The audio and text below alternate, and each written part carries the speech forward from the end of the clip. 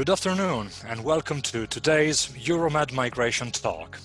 Today we are accompanied by Butcher and Alberto Horst-Neidhardt from the European Policy Center in Brussels. Paul is a policy analyst in the European Politics and Institutions program. Hi, Paul. And Alberto is a policy analyst in the European Diversity and Migration Program. Alberto, I would like to start this interview with a question for you.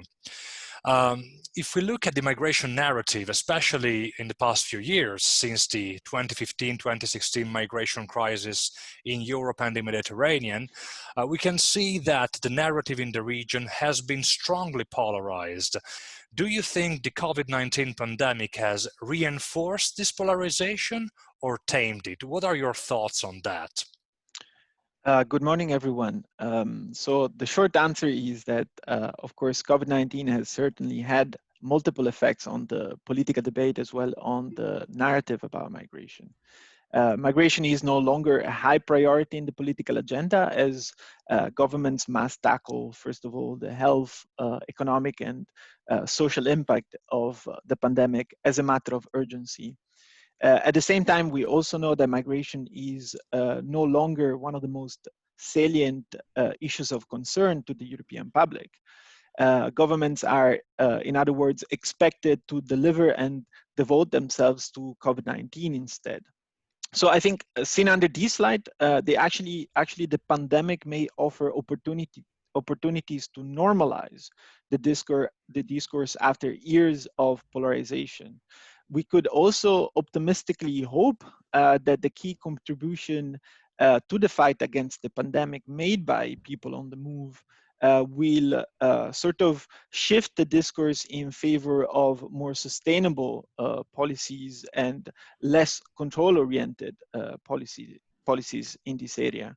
Now, this doesn't mean that similar dynamics to what you described a moment ago will not happen again in the near future. From our research, we know that fringe groups are already trying to exploit the damage done by the pandemic to polarize the debate and to mobilize the public against migrants, also by spreading disinformation. So, in fact, there is, I would say, a concrete danger that, quote unquote, immigrants will be used as a scapegoat for rising unemployment, for example, or for the slow economic recovery that will follow the pandemic. Very good. Now, Paul, moving on to you. You and Alberto are coordinating, organizing a project on disinformation about migration in the European Union, promoting alternative narratives. Now, in our field, in communicating migration, often the terms disinformation, misinformation, strategic manipulation, and fake news are misused or confused among each other. This happens both in the mainstream media, but it also happens sometimes with expert journalists. Now, can you help us define each of these terms? Thanks, Marco. You're absolutely right. There's a lot of confusion about the terminology here. And it's made worse by the fact that it's not always easy to say what exactly disinformation is, or what is disinformation and what is not. Even for experts, that can be difficult at times. Now, from my perspective, the big distinction to be made is about intent. So, strictly speaking, disinformation is information which is false and is deliberately spread with the intention to mislead people. Whereas, on the other hand, misinformation isn't necessarily intentionally misleading.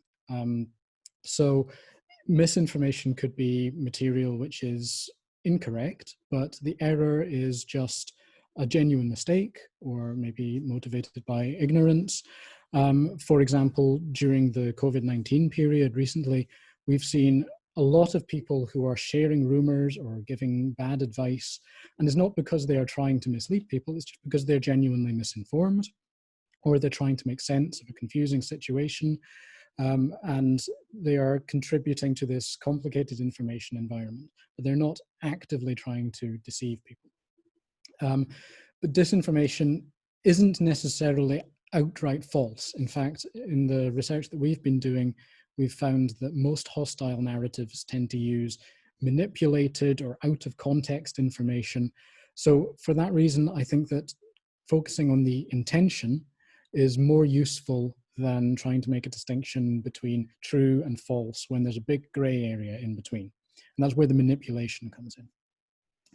As for this term fake news, many academics and researchers suggest that you should avoid using the term fake news at all, mainly because it's been politicized.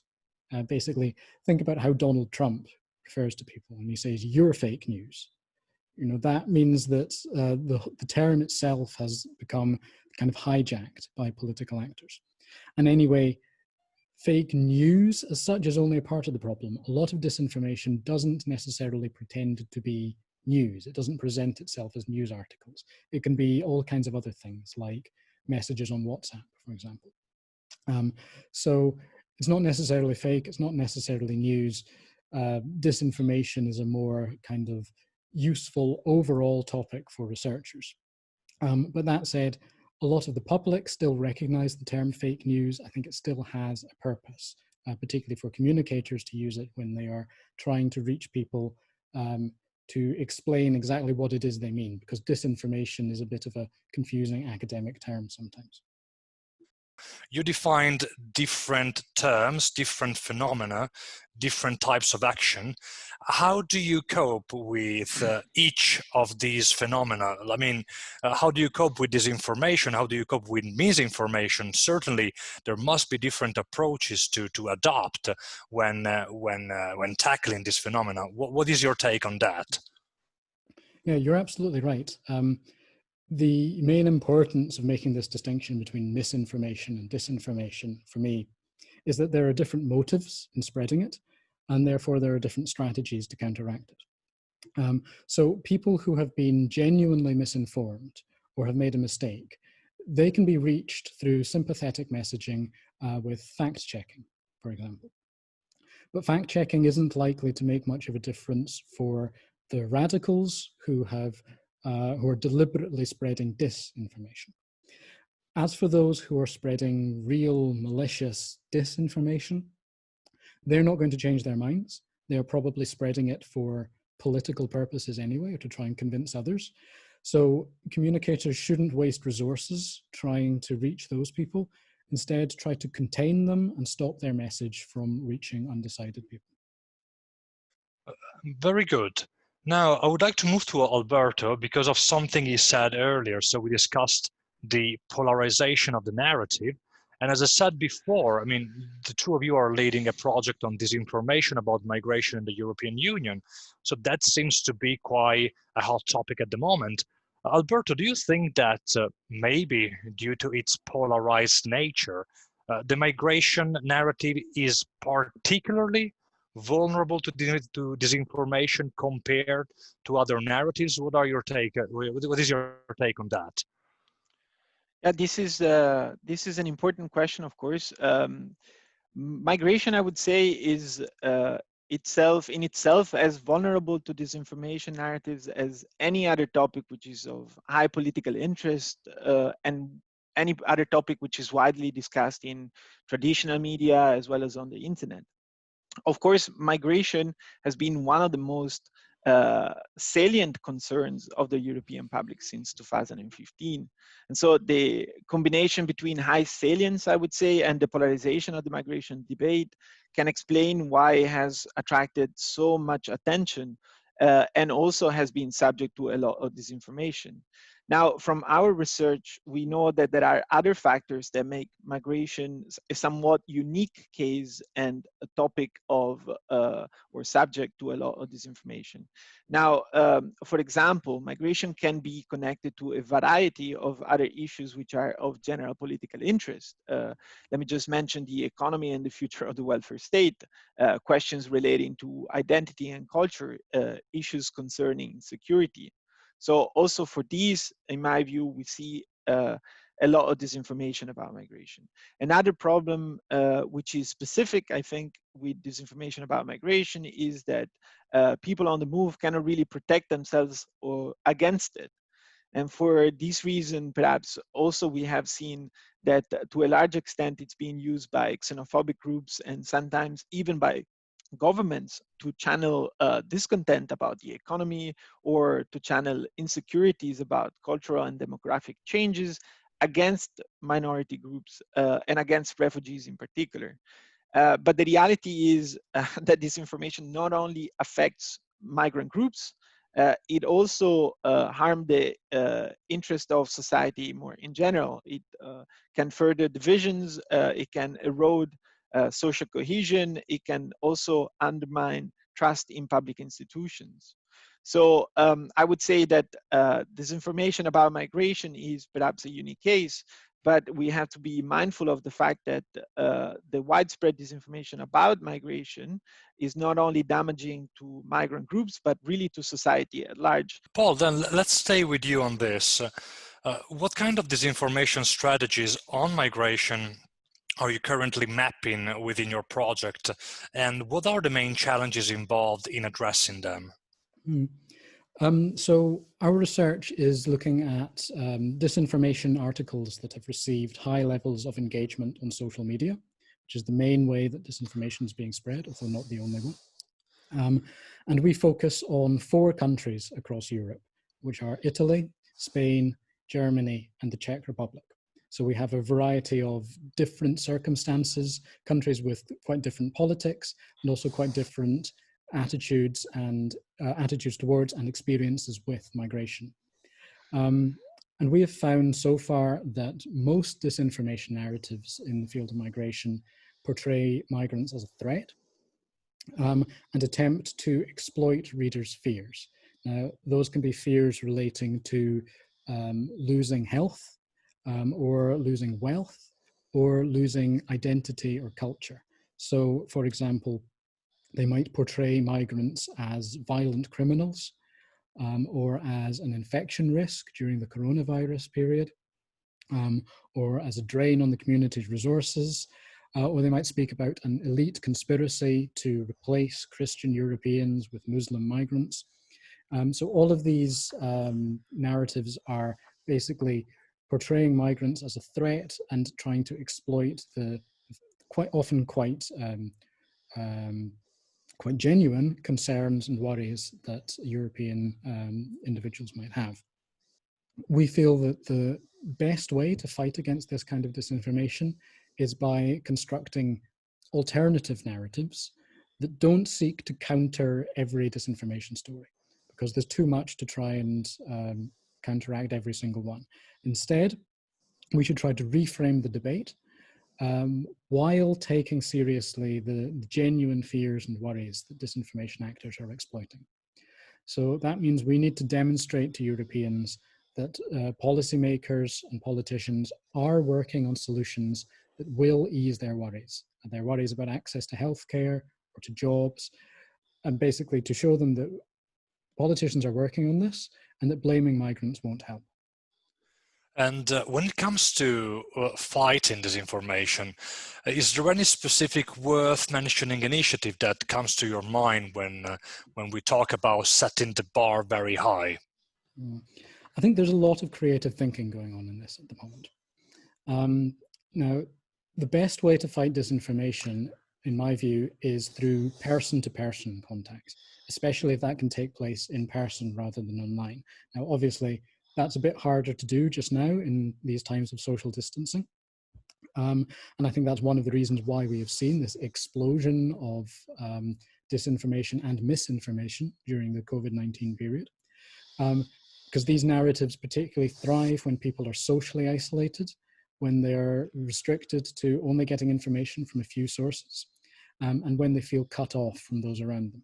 So I think those initiatives that try to restore this social contact, I think they're very promising. And a couple of examples that I can think of, there is the Stop Rumours campaign, which is taking place in a few local areas in Spain. And this is great because it has a local focus. It has in-person meetings. And also, it's called Stop Rumors, right? It's not called Stop Fake News. It's not called Stop Disinformation. Everyone knows what a rumor is, and it gets away from this politicized, polarizing, controversial accusation about fake news, which might cause a defensive reaction. And also, the European Commission is currently working on a similar idea, which will involve reaching out to people via their friends and family. And I think that's brilliant. Every communicator knows that there are people who you can reach and people who you can't. And this idea will help to reach those who you can't reach through the people you can. Excellent. To conclude, I would like to ask Alberto some proper advice. What would be your recommendations for practitioners working in the field of migration to address disinformation and bring the debate back to the middle? Do you think that is possible today? It is, first of all, necessary to shift the discourse away from the divisive narrative and polarizing rhetoric, which has dominated the debate in the last few years, and construct a new narrative, a narrative that shows that migrants and resident populations have a future together. And I would say that COVID-19 creates opportunities in this respect. So we know, and the public is well informed, that foreign-born doctors, nurses, and caretakers were really at the forefront of the fight against the pandemic. We also know that foreign essential workers ensured that we could get over this difficult period together. So progressive communication actors who can reach out to the wider public could use and should use these positive stories that resonate with the public to undermine the us versus them discourse that paves the way for disinformation in this area. And at the same time, try to construct a hope-based narrative promoting also evidently evidence-based discussions about the topic. So in other words, to address this information, I think practitioners, public institutions, as well as civil society, we should not forget, must once again preempt disinformation by working on their communication strategies and try to reach out to the wider public, as mentioned by Paul before, through trusted intermediaries. And once again, to be successful, it is important that practitioners and public institutions do not only do the talking, but that they also listen to the concerns and insecurities of people and factor these in their responses to disinformation. And particularly in the aftermath of COVID-19, many citizens and residents will be legitimately concerned about increased inequality or about job prospects. And inevitably also, disinformation actors and radical groups will try to exploit or to prey on these fears. And so for this reason, it's important, in my view, to demonstrate with hard evidence that insecurities linked to migration are often driven by distorted and manipulative information. However, when and where citizens' concerns are well-founded, showing empathy, like Paul mentioned before, and understanding can also contribute to restrict the ability of disinformation and disinformation actors to exploit these fears.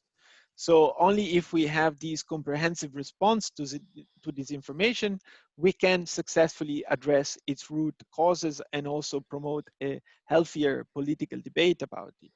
So really, these are recommendations that concern a variety of actors, not only communications practitioners, but we need to have a comprehensive response, which is made of different kinds of initiatives, from the grassroots initiatives at local level that Paul mentioned before, to also the involvement of bigger institutional actors such as the European Commissions, which also has a role to play in this field.